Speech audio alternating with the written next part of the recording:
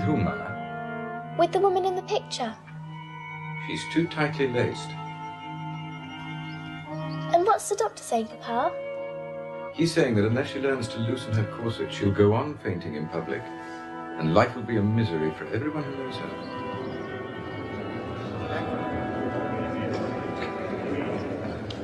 Mademoiselle.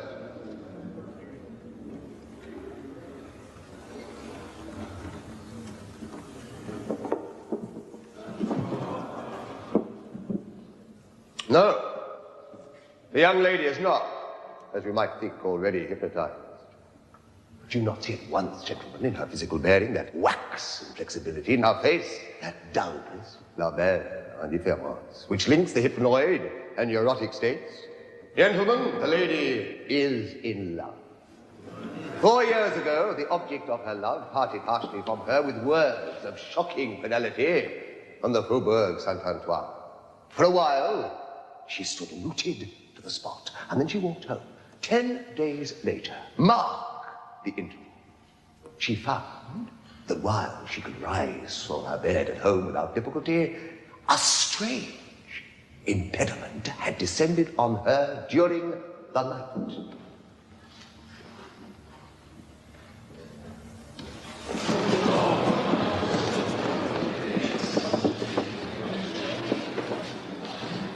Our tests show undiminished muscular strength, and when examined in bed, she is capable of normal movement with normal vigor. And strange to say, she can perform quite complicated leg movements. She can dance, jump, hop, even run, but walk she cannot. Oh, we can guess why. Yet how?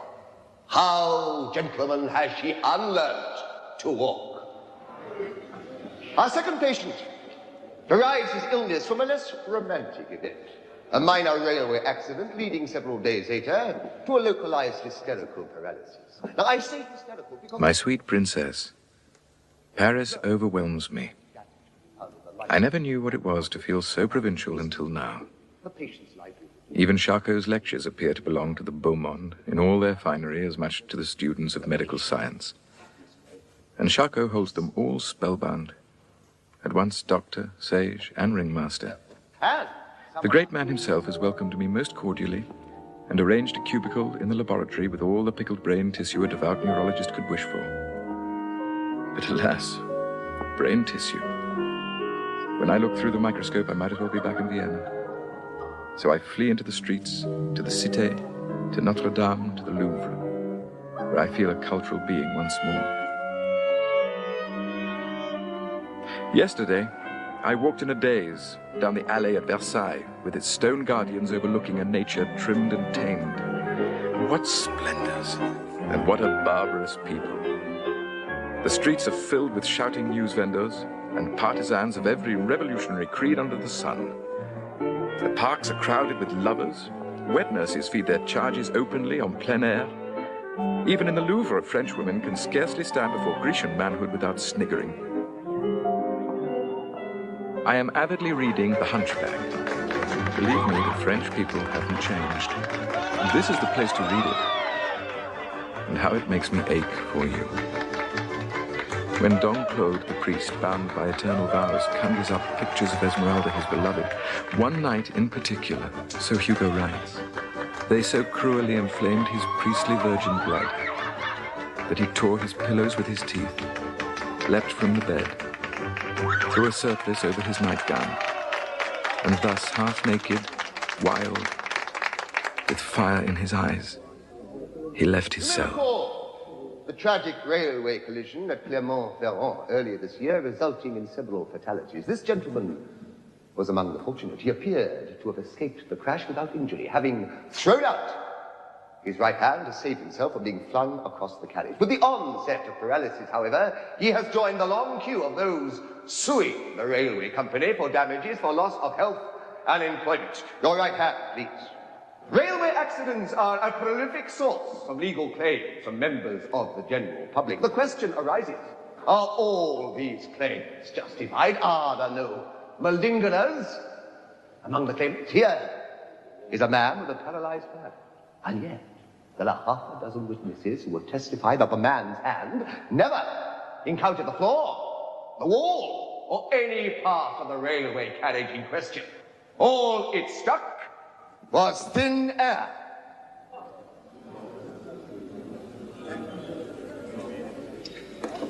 To whose agency, then, do we attribute these self-inflicted wounds? To the sudden onset of cerebral tumors, as our esteemed colleagues in Vienna maintain. Here, Professor Meinert believes himself able, I understand, to trace even mania and melancholia to the cortical circulation of the blood. Indeed, where else are we to find the source of this many-watered knife? In what name are we to save these patients from the surgeon's knife?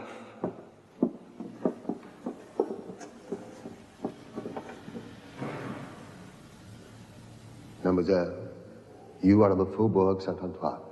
Listen carefully. The Faubourg Saint-Antoine. It is midday, hot and dusty. Your lover is walking away. You can see him. You're staring after him, standing, staring, longing with all your might for him to turn, willing for him to turn. Can you see him walking away? His pace, his step is going slower now, more reluctant. You can feel your eyes upon him. He is slowing. He has stopped. Will he turn around? He has turned. You can see his eyes, his face. He takes the first step towards you, coming towards you. Quicker now. He wants you to join him. He can see the tears in your eyes. You go towards him. Go to him. Come to him. Walk.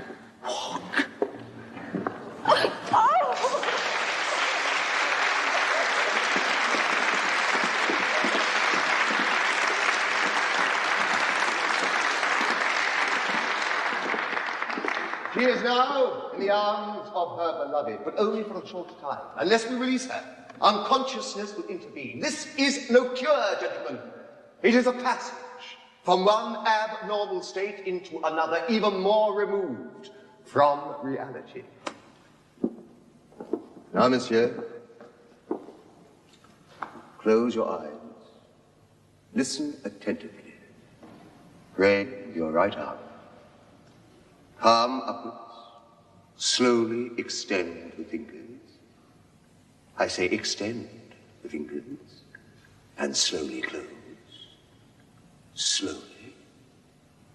And open. You can feel the sensation returning into your hand, into the fingers. Can you feel it? No, sir. I say you can. And you can close your fingers. No. Open your eyes. Fix your gaze on that lamp. Look hard. Gaze at it with all your strength. Let your arm fall to your side. Let it hang. Feel the blood return, enter the fingers, filling them with strength. Now listen to me. It is your left hand that is paralyzed. Your left hand, utterly stiff and dead. You cannot move it. You cannot feel it. Can you? Whereas, in your right hand,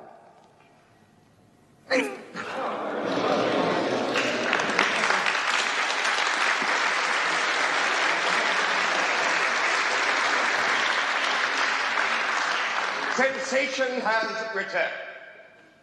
Where are the tumors now, gentlemen? And the cortical blood? Has it begun to run backwards at my command? Monsieur! Mademoiselle, when you hear the gong once more, you will be as you were when you entered the lecture hall.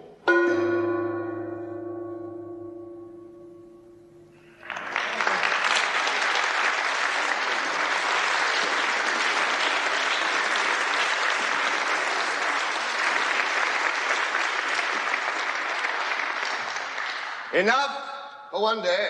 Yes, these are tricks. What you saw is for you to decide. The power of the mind over the body. A short-lived power, gentlemen. You saw me suspend one illusion and replace it with another. Yet the first illusion returns intact. Why? Why? Of the many victims at Clermont, Ferrand, was it this man's fate to bear a timeless witness? And this girl, of all the rejected lovers in the world, we can only assume that a single traumatic event stirred from sleep some hereditary disposition in her psyche, which, during the ensuing days, that fateful interval, mulled over the material like a busy dramatist to make of it a passion play.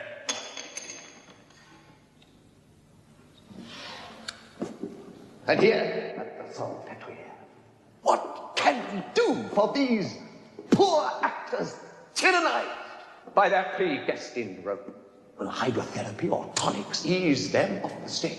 The best we can offer them, gentlemen, is a fresh setting, away from their model environment, away from families or friends too weak or too complacent to challenge their dreams. With care and vigilance, with the constant promotion of discipline, with moral and intellectual hygiene, we can set the stage for recovery, sometimes as sudden and as incomprehensible as the onset of illusion. Once more, we are obliged to watch and wonder. Thank you.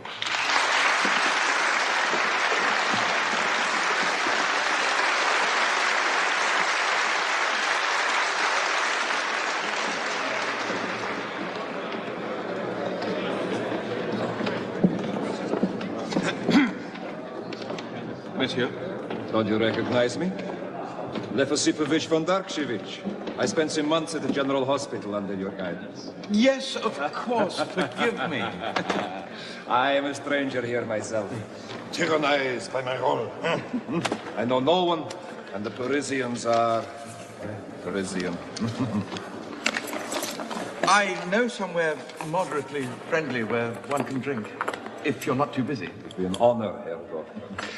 What amused me was the difficulty he had in hypnotizing the bricklayer. You see, I've been practicing a little hypnosis in the wards myself. Professor Minot will be shocked. Come on.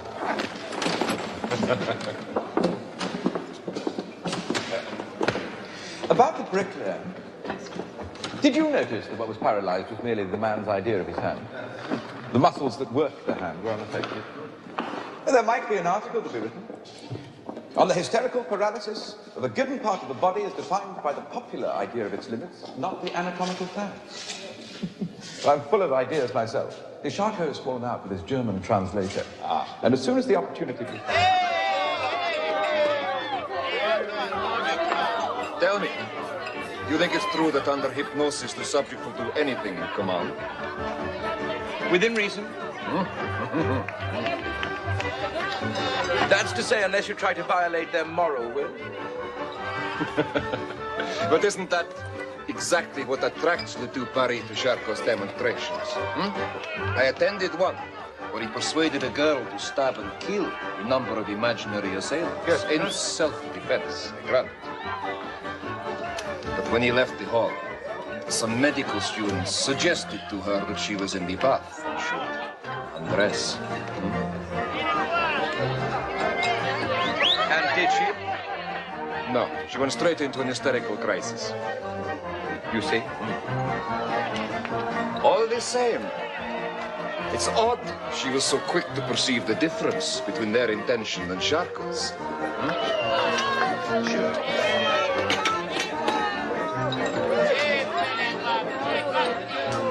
Permit me.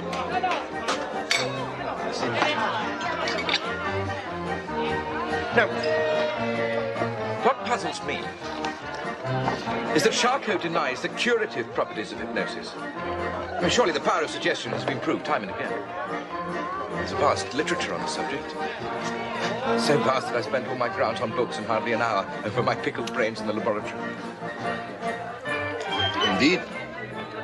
The waiters here all seem to know you very well. But of course, you come here to read scientific literature. Certainly. Why else?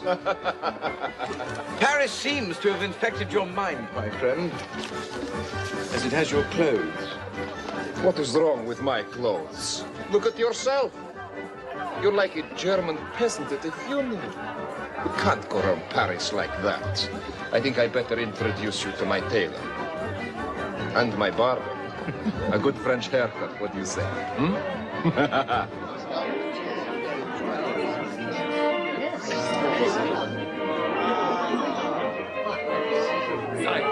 Monsieur le Dr. Freud!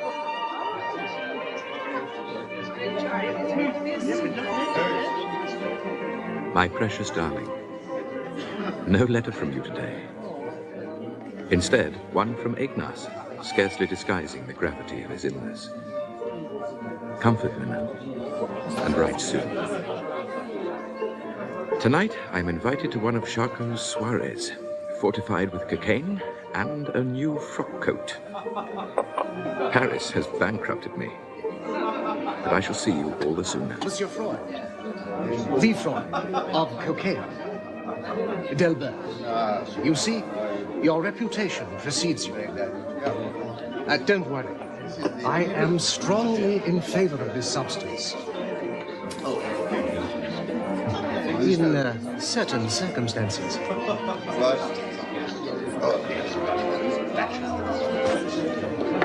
Are you here to bring us some new pharmaceutical discovery?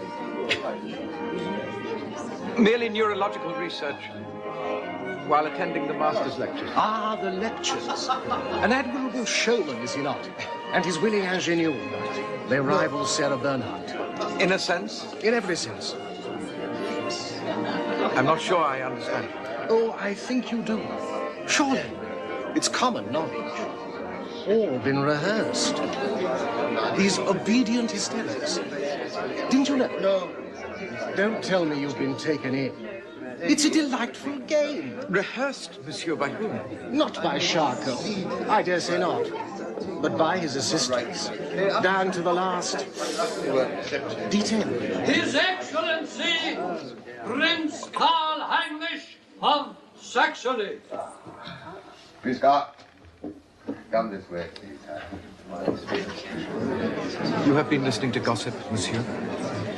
And I hardly think this is the time or the place to impugn Maître Charcot's honor as a scientist and servant of the truth. Now, if I might introduce you, excuse me. Good luck with your researches. My new German translator, Dr. Freud, Prince Karl of Saxony. Enchanté. Oh, no, please, feel at liberty to use your native tongue. When in Paris, though we are aware of your linguistic accomplishments there. Have you been a member of this international community for long? Indeed not, your... Not, but he is a quick learner. And he will, I hope, soon be our new ambassador in Vienna, in a manner of speaking. A slow learner, I assure you, but a quick translator. I have with me a draft. No, please, bring it to me in the morning. And will you also spread the gospel of hypnotism in Vienna? The seeds are already set. My esteemed colleague, Joseph Breuer, has already used the technique on a young patient with remarkable success. The girl was afflicted with multiple paralysis and a variety of delusions. But the family had despaired of her until Breuer took her in hand. I should be most interested to hear about your case, but if you will forgive me for the moment. Your Excellency, dear colleague. He found first by hypnosis and then by simply talking, he could free the patient from morbid compulsion. How very fascinating. Breuer calls it the cathartic method. To me, it seemed a miracle cure.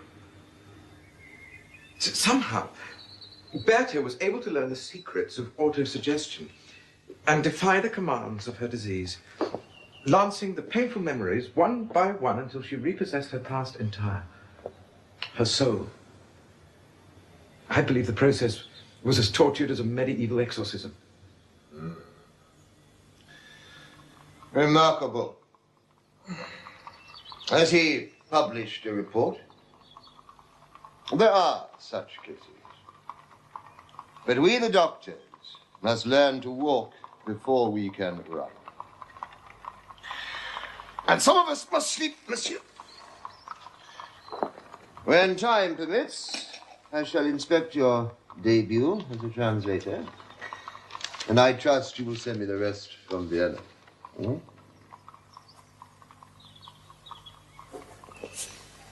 We shall miss you. It is not often that I have the chance to influence one of Professor Meinert's acolytes. Maître, are you skeptical about Breuer's cathartic treatment? I am skeptical about miracles, yes. And the power of exorcism is a dangerous gift.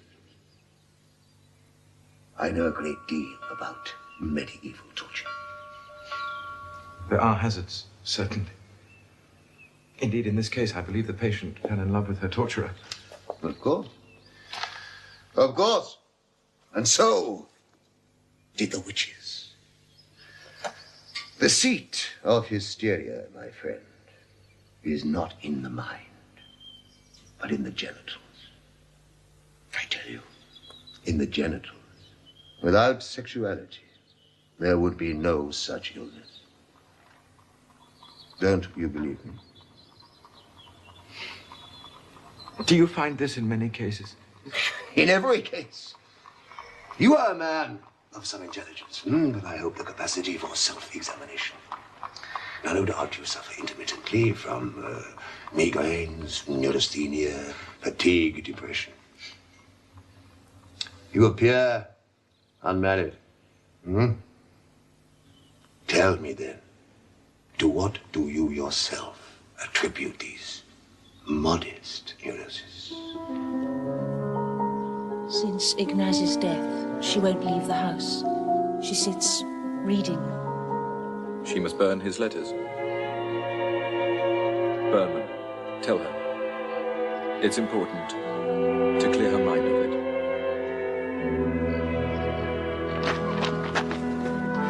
I heard you call my name one night in Paris, in the street. It was as if I caught a fever. I couldn't think of anything but you. Sometimes I imagined I was Danton, rescuing you in a runaway coach.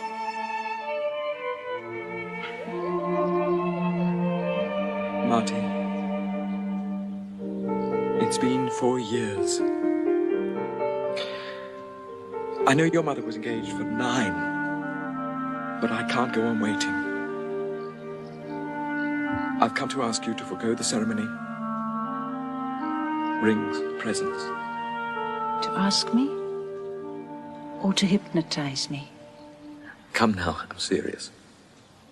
Sigmund, I must talk to you about our plans. Our financial situation has altered. I know. Eli's lost your diary. Lost it? Playing the market, speculating.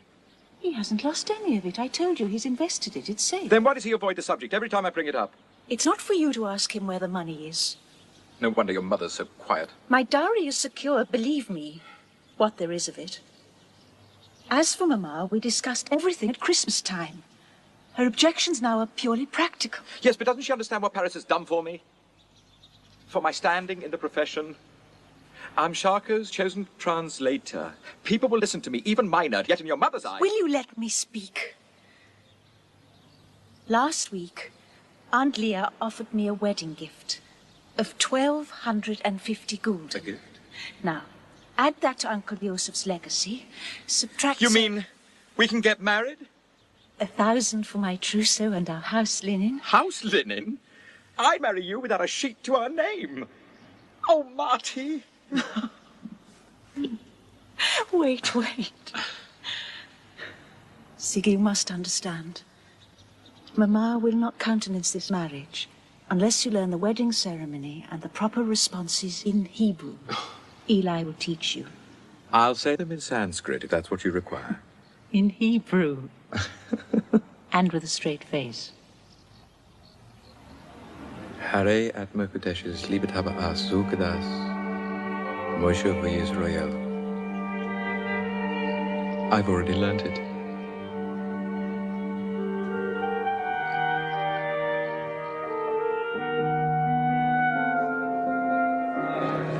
Sigmund. Oh, Dr. Wilhelm Fliess, a colleague from Berlin. Dr. Freud, our principal speaker today. Oh, you haven't come specially from Berlin here, please? Why not? I am also a former student of Maitre Charcot. His work is of the greatest interest to us in Germany. Excuse me, gentlemen. Oh, Professor Kroback, you know. We passed in the corridors.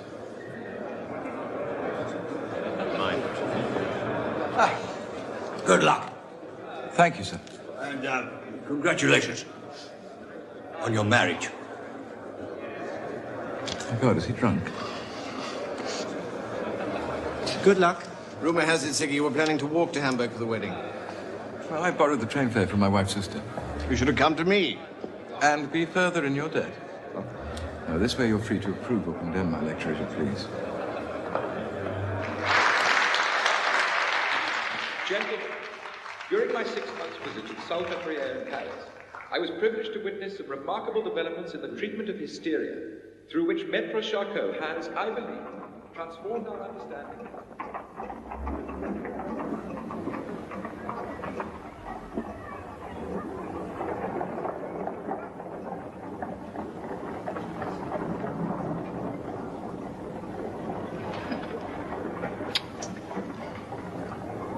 He went to Paris, a neurologist, and he has returned a crank. Meinert's words, apparently. But you expected it. You knew. What did Breuer say? Smiled. Like a fond parent at a delinquent child. Then he took me aside and asked me what I was charging for consultations. What did he mean by that? Nothing insulting.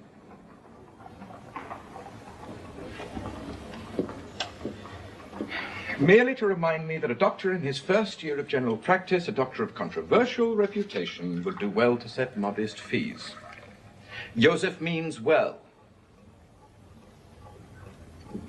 He's invited me to an external consultation with one of the richest women in the city. To hypnotize her? I doubt it. She's deranged enough already by the sound of it. A baroness could be lucrative. When I left the hall, Meinert stuffed this into my hands without comment. So he had his answer ready? Hardly an answer. An old article on the fraudulence and immorality of hypnosis. He actually claims it liberates the sexual impulses in the subcortex. I dare say he imagines he can see the thing springing to attention under the microscope. In the hypnotic state, a human being is reduced to a creature without will or reason, and his nervous and mental degeneration is only hastened by it. Mental degeneration.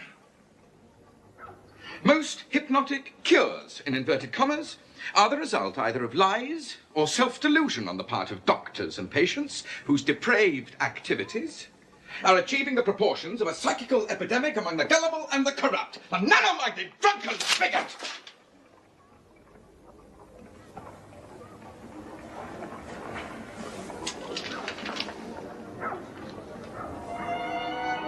Leave them.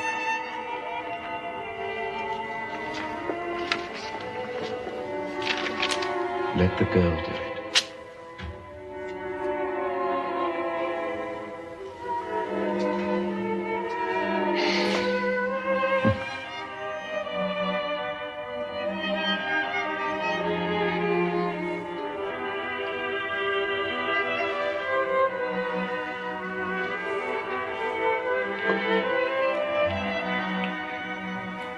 It's mid-afternoon.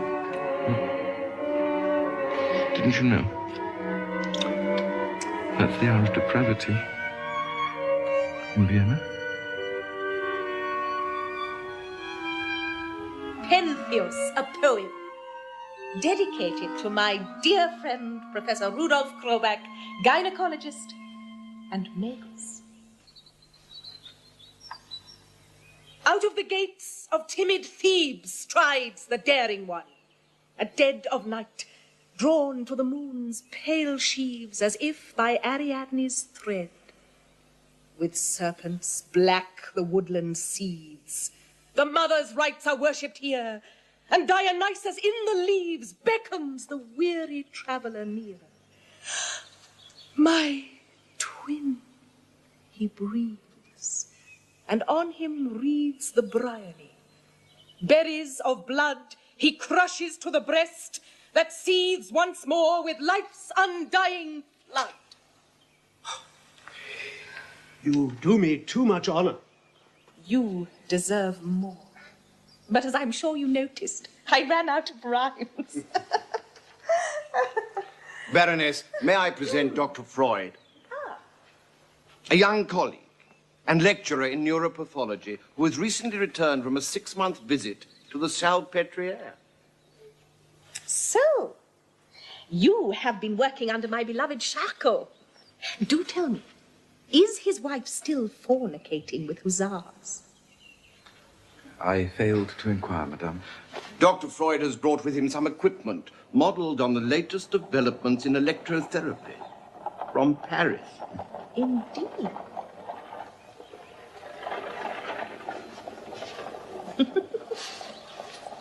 Charmant. And how is the arm today? The arm is clay, unfeeling. But the pain here in my cheeks has gone. I feel it like a slap sometimes. A slap that stays and glows. A slap I may have deserved, but never received. Strange. I dreamt I was a statue last night. I'd forgotten. A statue of the Madonna. A plaster statue by the roadside. If you'll permit me, Baroness. And the Emperor rode by. He had my father's face. He raised his hat and I heard him say, "Hail, Diana the Huntress!" Oh, it made me laugh to think of it when I woke up. And yet, there was something in his tone. He had my father's voice, deliberate, mocking, as if there was some meaning in the way he said it. Diana.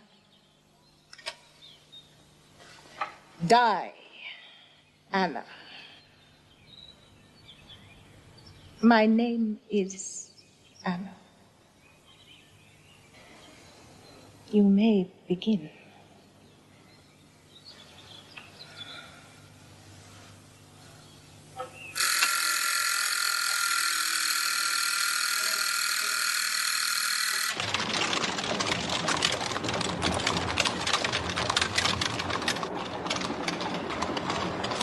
Seems to like you. For 20 years, the sheer variety of her symptoms has exhausted the best doctors in Europe. In the circumstances, you may charge 40 gulden. But don't give her morphine, whatever you do. A remarkable woman. When in one of her trances, I've noticed stick knitting needles through her arms. Between ourselves, the husband is tired of her. After 6 children. I tell you so that you know. These things are usually born in the bedchamber. Eh, Rudolph? I know what I'd prescribe. Penis normalis. Twice a day. Oh, sweet Jesus, sweet Jesus, I'm going to die. Help me. It's like nails in my side. Oh, can you hear my temples? They're unfair. Give me something to ease the pain, I beg you. No alkaline water. Some chloral hydrate. Something stronger, please. I dare not. God, quickly.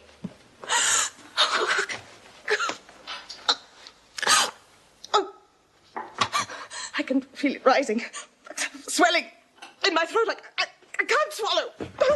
Trust me, it will pass. There, it's easing. Yes, yes, quickly. Oh.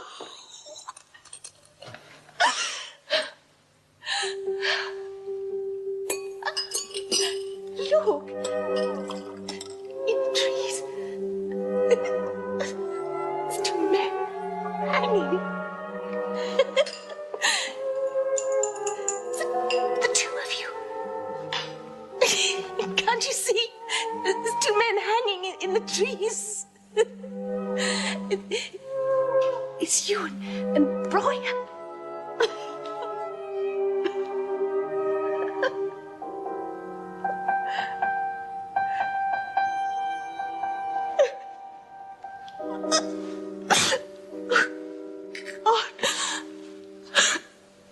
What have I done?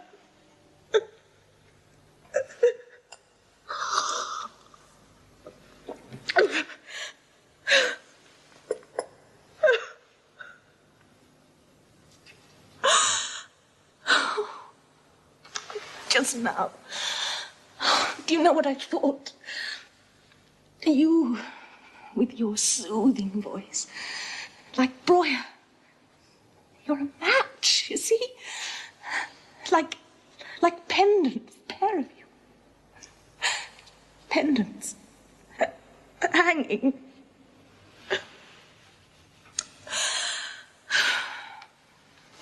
You see? My mind is a better poet than I am. Am I not a worthless person? Now, what I said to you the other day about Charcot, only a worthless person would say such things.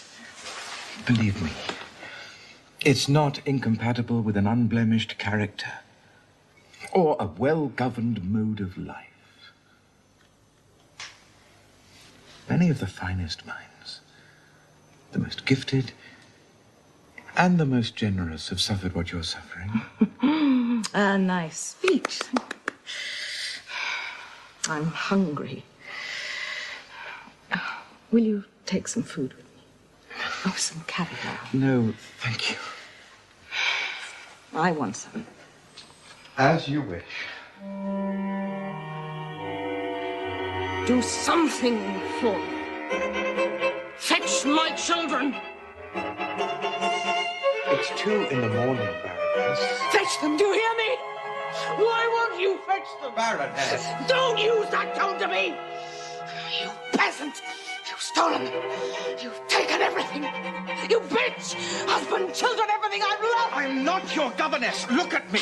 Don't lie to me. You're not their mother. You're a spy, a dirty spy. Please tell me the truth. They've gone. Stop this. Your children are asleep. They're safe and well.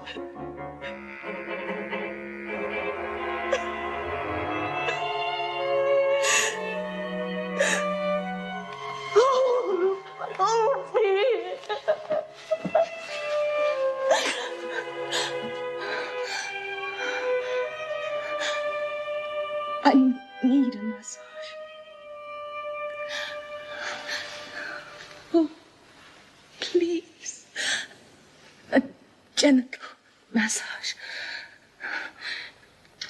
I need something tonight. Breuer gives me morphine. No.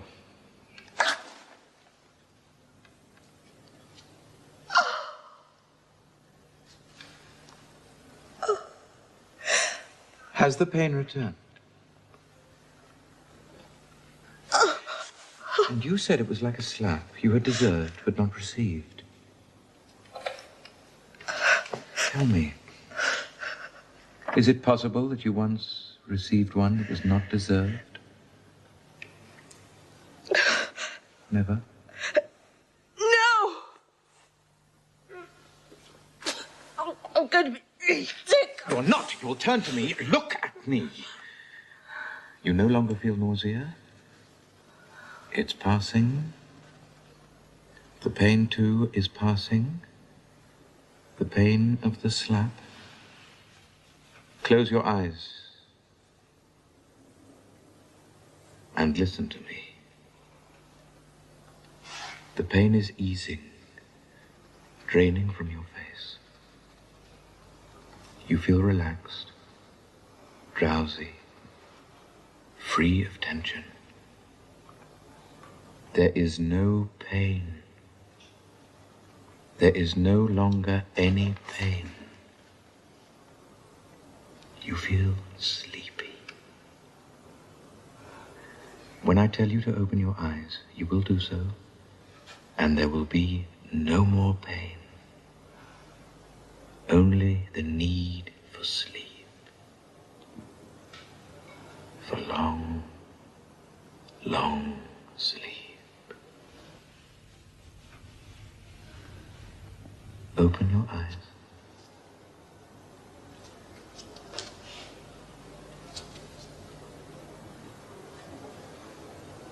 Is it better? Yes.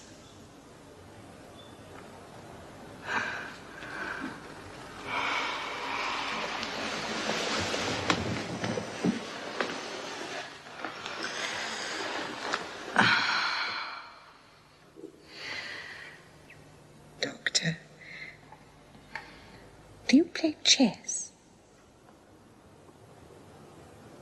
You wanted to see me, Herr Professor? You're working at Kazowitz's clinic? Yes. Anatomical work? Yes. On sensory aphasia at present. I understand, Fru Kasowitz, that you know where to perform dissections, now that you've left the hospital. I am placing my laboratory at your disposal.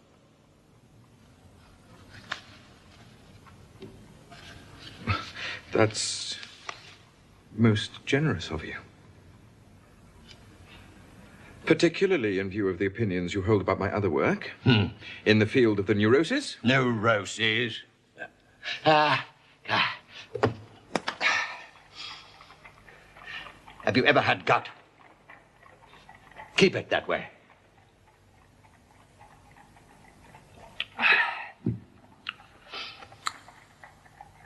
You're treating the Baroness von Lieben, I hear. Beneath that prim exterior of yours, my friend, lurks an unmitigated rascal. Has he seduced you yet? Well? Herr Professor, I shall tell my assistants to prepare a place for you in the laboratory. As from tomorrow. Why? Why are you helping me? I'm giving you a chance to remain a scientist. Besides, I like rascals. They get things done.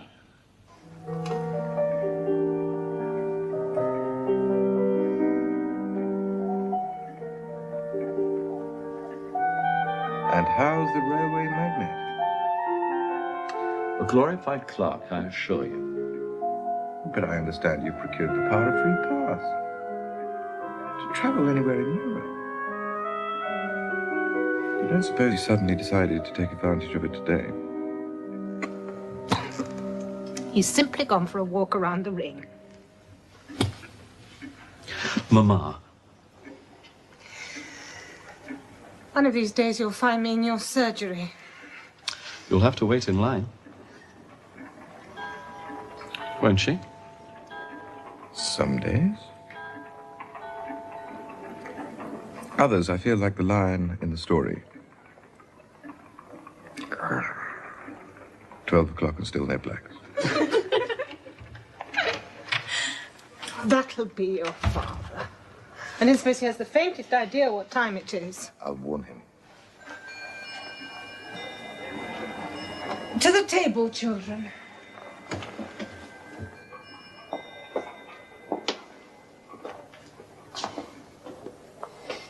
Such a beautiful day. Hello, Father. A shame to come in, really. I heard your name mentioned at the Café Landmann. Oh? Favorably? What else? You were seen outside a great house on the Ringstrasse, descending from a coach and pair. Rented. The coach and pair. Borrowed finery. Your Uncle Joseph used to own a coach. Papa, lunch is being served. And Mother's coughing badly again. She must go to a spa. Until they took him away. Your uncle. For forging banknotes.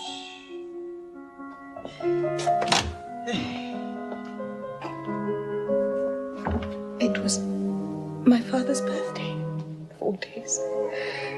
We'd spent it at the lakeside, picnicking. I was pregnant for the first time.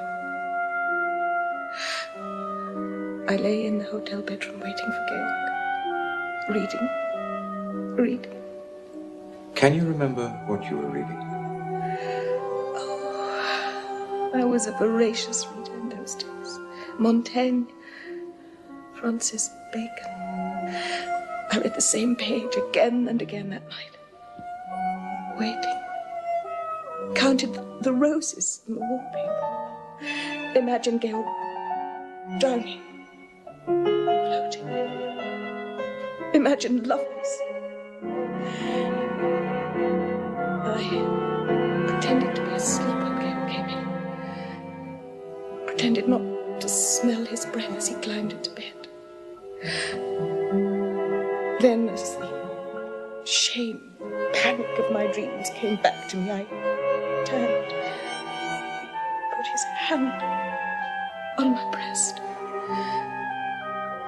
He saw my eyes were open, my mouth waiting for his, and he looked at me with hatred. I'd rather make love to a sow in heat. His hand left my breast.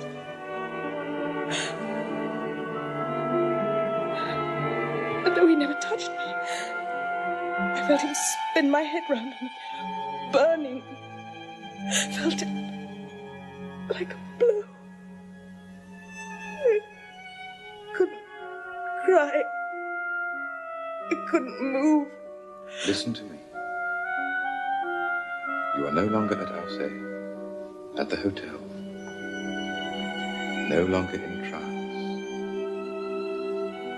You're back in your own house on the Ringstrasse on a fine May afternoon.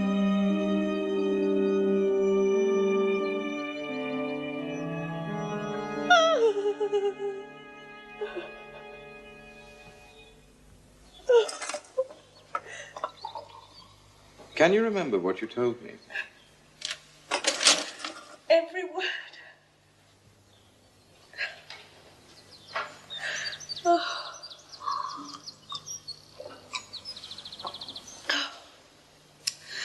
Strange, isn't it, that I couldn't remember it till now.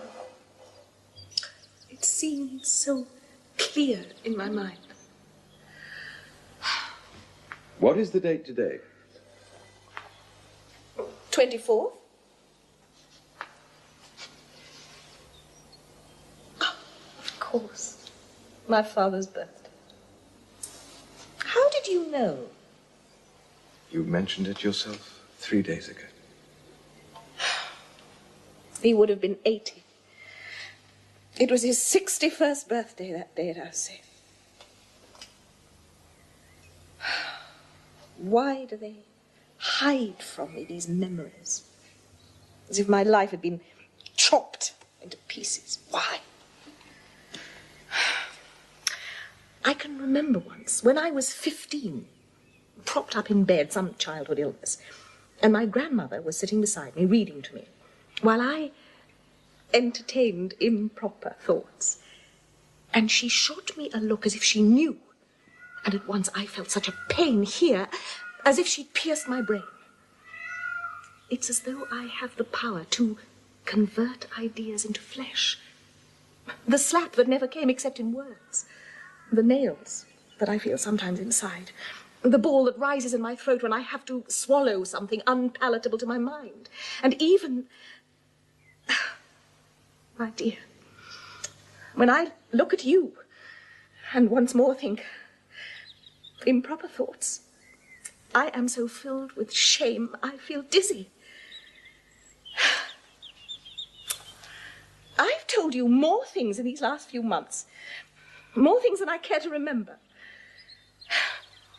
Sometimes in the night I wake and blush to think of what I've said to you the night before.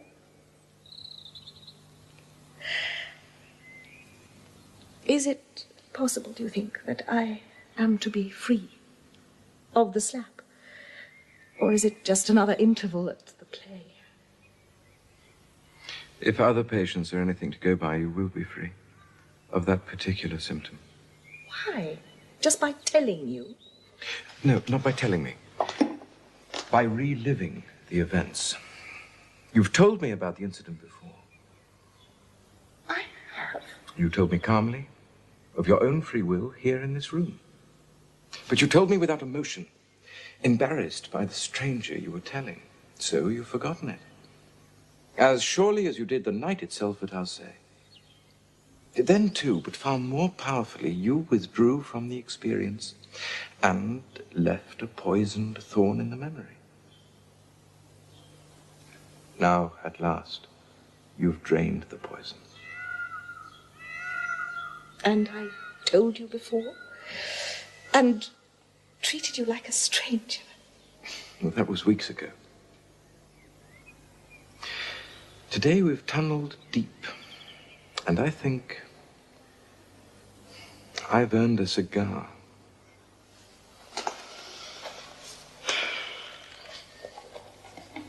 Dear friend, you have been cunning with me in more than one respect. You know what I'm talking about. You rejected my love for you. I thought at first it was because I was old and worthless to you. And now I realize you were making me work all the harder to satisfy you with my memories. But you know, too, that in my mind you are still my lover. I doubt if that's what Breuer means by the cathartic method.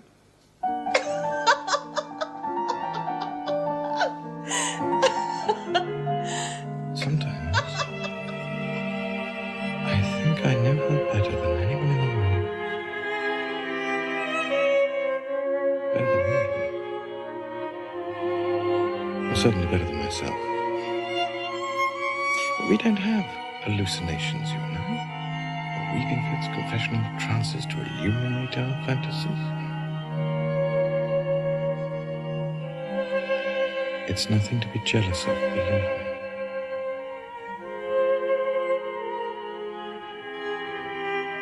In some ways, I've learned more from her than Breuer or Charcot. She understands the mind.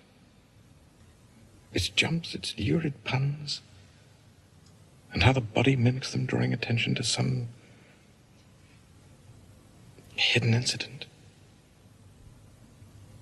But in disguise, as if the mind itself were the enemy of truth, a censor obliging the disease to speak in code.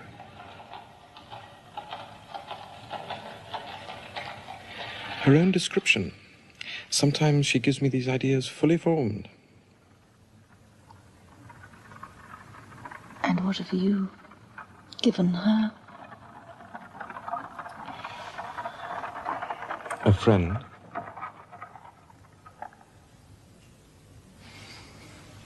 And something more, perhaps, more localized. When I left her this afternoon, the pains had gone from arms and face. Yes. And Miner thinks that he alone can make a scientist of me.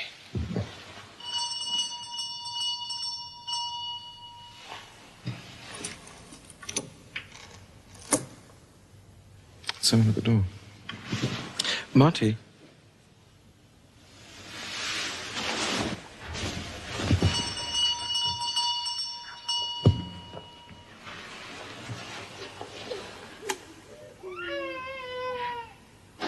It's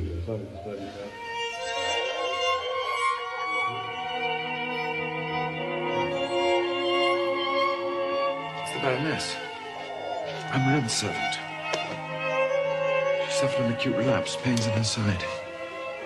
A new symptom? My frock coat.